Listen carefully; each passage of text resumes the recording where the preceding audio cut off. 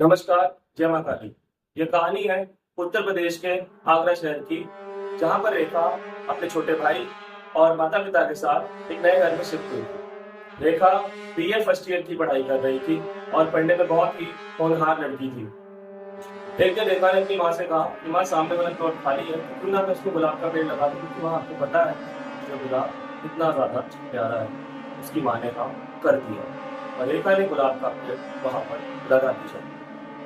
सब कुछ ठीक चल रहा था, लेकिन एक दिन जब रेखा अपने घर में पढ़ाई कर रही थी, तभी उसे बाहर आंगन से किसी पायल के छनकने की आवाज आई, जैसे कि कोई उसे बुला रहा है। रेखा ने पहले तो इग्नोर किया, लेकिन वो पायल की आवाज उसके कमरे के बाहर लगातार आती जा रही थी। रेखा से रहा नहीं गया और रेखा कमरे से बाहर निकलकर आंगन में गई, ये देखने के लिए कि आखिर ये आवाज कहाँ से आई। जैसे ही रेखा आंगन में गई, वो आवाज आना बंद हो गई। रेखा इधर उधर देखती रही, लेकिन उसे कोई दिखाई नहीं दिया आंगन में। रेखा ने अपने बाथरूम में जाके चेक किया, रेखा ने अपने दूसरे कमरों में जाके चेक किया, लेकिन रेखा को वहां पर कोई भी दिखाई नहीं दिया। रेखा आंगन में फिर से आ गई और सोचने लगी कि अभी तो आवाज आ रही थी, लेकिन अब ये आवाज आना बंद क्यों हो गई। तभी अचानक से वो आवाज बहुत तेजी से छन करती हुई रेखा की तरफ बढ़ी और ऐसा लगा जैसे कोई औरत दौड़ करके रेखा की तरफ आ रही है और उसके पैरों में पायल बनी हुई है और छन छन की आवाज आ रही है। और जब वो आवाज रेखा के पास आती गई, तो रेखा के रोंगटे खड़े हो गए और रेखा बहुत तेज चिल्लाई। तो उसकी माँ तुरंत दूसरे कमरे में जो थी, वो दौड़ करके रेखा के पास आई और बोली, बेटी क्या हो गया। रेखा ने कहा, मुझे माँ पता नहीं है कि क्या हो गया, लेकिन मुझे आवाज सुनाई दी थी पायल की, तो मैं बहुत ज्यादा घबरा गई। रेखा की माँ ने कहा कि शायद तुम्हारा भ्रम हो, लेकिन रेखा को पता था कि ये कोई उसका भ्रम नहीं था, क्योंकि अगर कोई चीज एक बार होती है तो हम उसे भ्रम कह सकते हैं, लेकिन अगर कोई चीज दोबारा हो, बार बार हो, तो वो भ्रम नहीं। रेखा बहुत ज्यादा घबरा गई, लेकिन उसके परिवार वालों ने उसे समझाया और वो मान गई। रेखा उस हादसे को भूल चुकी थी। एक दिन रेखा अपने भाई के साथ रेलिंग पे खड़े होकर के सड़क पर हो रहे फंक्शन को देख रही थी। रेखा और उसका भाई दोनों ही रेलिंग पर खड़े होकर के सड़क पर हो रहे फंक्शन के बारे में बात कर रहे थे। तभी अचानक से रेखा को न जाने क्या हुआ और उसने अपने भाई को छत पर से धक्का दे दिया और उसका भाई छत से नीचे सड़क पर गिरा और उसकी वहीं पर मौत हो गई।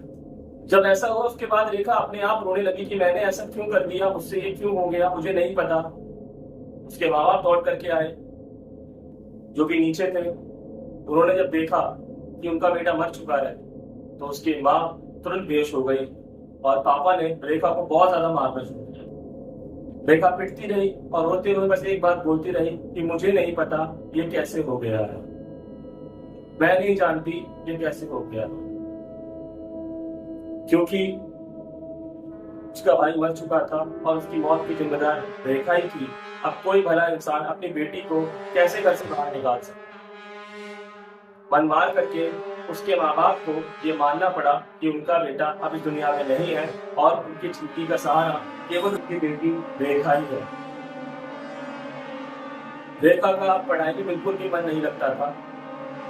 रेखा बिल्कुल भी कॉलेज जाने का मन नहीं करती थी, लेकिन उसके पेरेंट्स उसे जबरदस्ती कॉलेज भेजते थे।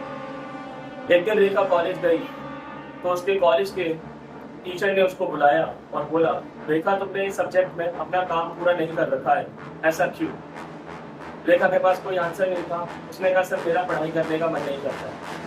उसके टीचर ने उसको बहुत डांटा, क्लास में उसकी इंसल्ट करी, बोला तुम्हारे अंदर मेहनत नहीं है, आगे तुम क्या करोगी, तुम्हारा कुछ नहीं हो सकता, और न जाने क्या क्या बात कही। लेकिन रेखा ने कुछ नहीं कहा, वो घर चली गई। अगले दिन जब वो कॉलेज गई, तो उसे पता चला जिन टीचर से उसका झगड़ा हुआ था, बाथरूम में नहाते वक्त वो गिर पड़े और उनका हाथ टूट गया। रेखा मुस्कुराई।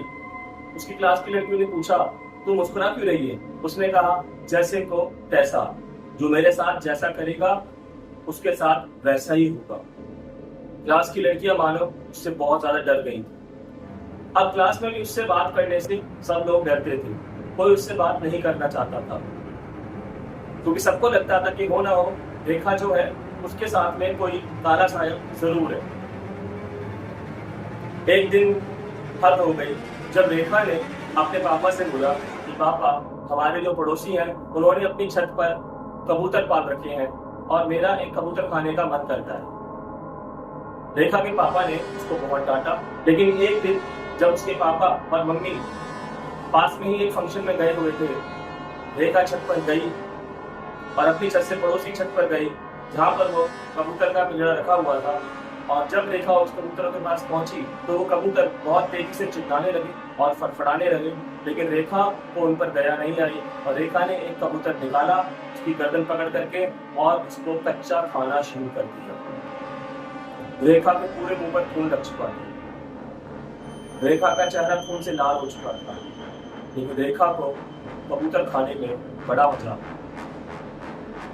जब कबूतर चिल्लाए तो जिन लोगों के कबूतर थे वो नीचे से छत पर आए और जब उन्होंने रेखा को कबूतर खाते हुए देखा तो वो बहुत ज्यादा घबरा गए। वो बहुत तेजी से चिल्लाने लगे और आसपास के लोग इकट्ठे हो गए। तभी किसी ने तुरंत रेखा के पिता को फोन किया और रेखा के पिता तुरंत वहां पर आ गए। जब उन्होंने अपनी आंखों से रेखा की शक्ल देखी जिस पर कबूतर का खून लगा हुआ था और रेखा के हाथ में बस उस कबूतर के कुछ पंख बचे हुए थे, क्योंकि सारा कबूतर कच्चा वो खा चुकी थी जिंदा। उसके घर वाले एकदम डर गए। अब उन्हें भी यकीन हो चुका था कि रेखा के साथ कोई काला साया है। आसपास के लोगों से पूछताछ के बाद पता चला कि दिल्ली में एक बाबा रहते हैं, उनसे कांटेक्ट करना पड़ेगा। रेखा के पिता ने बिना देर करते हुए उन्हें फोन लगाया। बाबा ने कहा, तुम फौरन मेरे पास चले आओ, क्योंकि अगर तुम अपने घर में कुछ दिन और रहोगे तो एक आध अनहोनी और भी हो जाएगी। रेखा के पिता तुरंत बिना देर किए रेखा के साथ दिल्ली के लिए निकल पड़े। जब वो रास्ते में आ रहे थे तभी अचानक से उनकी कार का टायर पंचर हो गया। उनको लगा कि शायद टायर पंचर हो गया है, सड़क पे कोई कील घुस गई होगी और वो टायर सही करने लग गए। उन्होंने टायर सही किया, उसमें 1 घंटा करीब उन्हें लग गया। उन्होंने गाड़ी दोबारा स्टार्ट करी और वो दोबारा दिल्ली की तरफ चल पड़े। लेकिन हद तो तब हो गई जब उनकी कार के आगे अचानक से एक कुत्ता आ गया और उनकी कार गलती से उस कुत्ते पर चढ़ गई और उस कुत्ते की मौत हो गई।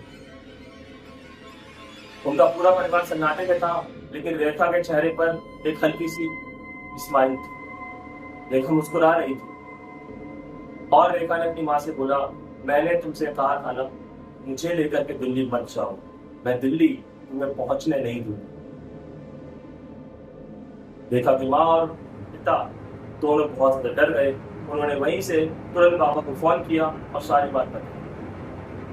बाबा ने उन्हें एक मंत्र बोला और बोला कि जब तुम गाड़ी चलाओ इस मंत्र को करते रहे। उन्होंने ठीक वैसे ही किया, वो मंत्र को करते रहे। रेखा के नाक मना करने पर कि पापा इस मंत्र को रोको, मेरे सिर में दर्द हो रहा है, उन्होंने मंत्र को नहीं रोका और वो मंत्र करते रहे और उनकी गाड़ी सुरक्षित दिल्ली पहुंच गई। जैसे ही रेखा का सामना बाबा से हुआ, रेखा के होश फाख्ता हो गए। रेखा बहुत घबराई, बाहर की तरफ उसने भागने की कोशिश करी, लेकिन बाबा ने अपने मंत्रों से रेखा की ऊपरी साये को बांध दिया और रेखा वहां बेहोश होकर गिर पड़ी। बाबा ने कहा, अब सब कुछ ठीक हो चुका है, मैंने इस साये को इसकी जगह पहुंचा दिया है, अब तुम्हारी बेटी सुरक्षित है। रेखा के पिता ने बोला कि बाबा ये तो बताओ मेरी बेटी इस चक्कर में पड़ी कैसे। इसके बाद बाबा ने कहा कि तुम्हारी बेटी ने तुम्हारे सामने वाले प्लॉट में गुलाब का पेड़ लगाया था। वो गुलाब का पेड़ जिस जगह लगाया था उस जगह पर एक औरत की कब्र थी, जिसके बारे में तुम्हारी बेटी को बिल्कुल पता नहीं था, ना ही तुम लोगों को पता था। जब उसने वो गुलाब का पेड़ उस कब्र पर गाड़ा तो उस कब्र की जो आत्मा थी वो रेखा के पीछे लग गई थी। लेकिन अभी मैंने इसे ठीक कर दिया है, लेकिन मैं तुमसे रिक्वेस्ट करता हूँ तुम लोग जितना जल्दी हो सके अपने उस न्यू हाउस को बेच दो या फिर खाली कर दो और किसी दूसरे घर में शिफ्ट हो जाओ, नहीं तो ये ऐसे हादसे दोबारा हो सकते। अगर आपको ऐसे हादसे और सुनने हैं तो इस चैनल को सब्सक्राइब करें और शेयर करें। नमस्कार, जय माता दी।